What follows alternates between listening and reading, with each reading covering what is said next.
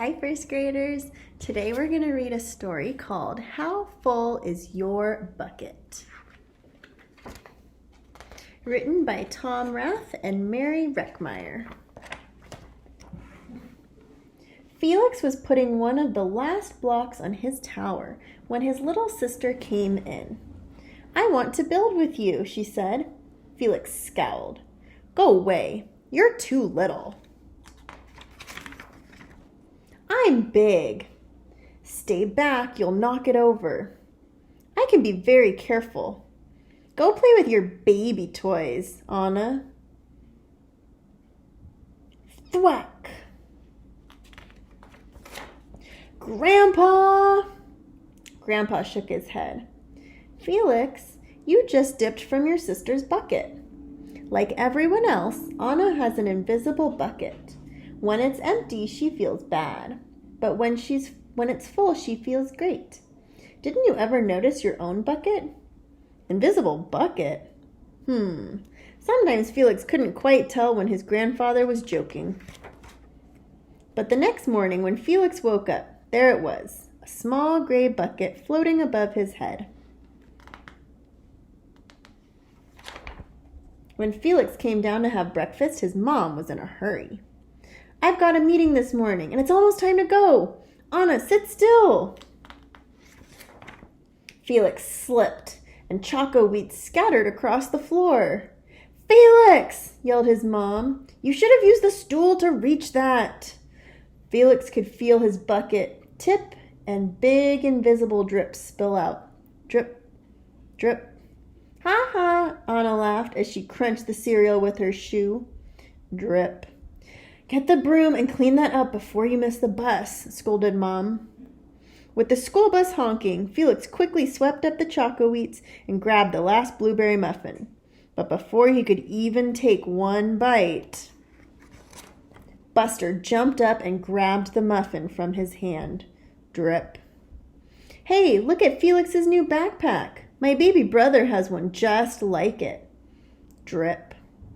"Psst, Felix. Psst." Drip. "Watch out, shrimp." Drip. It was still morning, and Felix's bucket felt almost empty.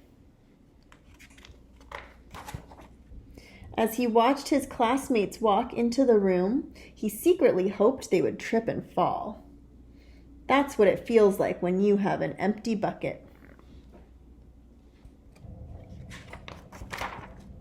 Felix slumped into his seat and waited for something else bad to happen. Mrs. Bumblenickel walked slowly up to his desk and handed him a paper. He could hardly bear to look. "Felix, you wrote a wonderful story. Would you please share it with the class?" Felix grinned and felt a big drop land right in his bucket. Drop, plop, plink, drop. "The Gigantosaurus Who Wanted a Pet." By me, Felix. The class grew quiet. They laughed at all the right places and oohed at all the scary parts. When Felix finally read the end, everyone clapped, even Emily, who sat next to him and didn't usually like dinosaurs. Felix felt a whole shower of drops land in his bucket. Maybe the day wouldn't be so bad after all. Drop. Team captains today are Veronica and Felix. Drop. "Nice cow." "It's a dog." "Well, nice colors there, Felix." "Cool laser ant backpack, Felix." By afternoon, Felix's bucket was nearly full. At recess, when he looked around, Felix suddenly realized that his grandpa was right. Everyone else had a bucket too. Drop, drop. "Let me help you." Drop. "Here's your baseball. Catch." Drop. "Thanks, dude." Drop. "Hi, I'm Felix. First day?" Drop. "Yes, I'm Amir." The strange thing was that for every drop he helped put in someone else's bucket, he felt another drop in his own bucket.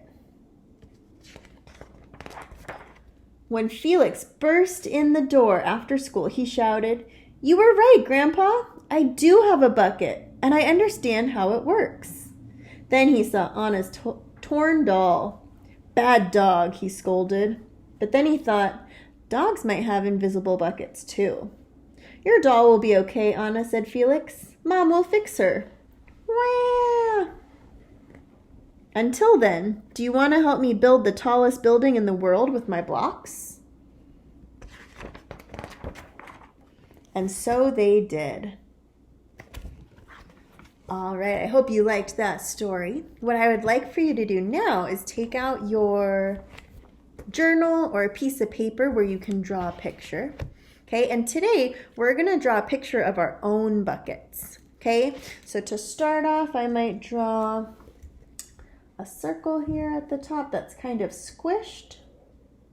It's called an oval. Okay, then I'm going to draw my 2 lines down. 1, 2, and then a line across the bottom right here. Now, if you're having a maybe not so great day and you've lost some of the drops out of your bucket, maybe your water only goes to about here.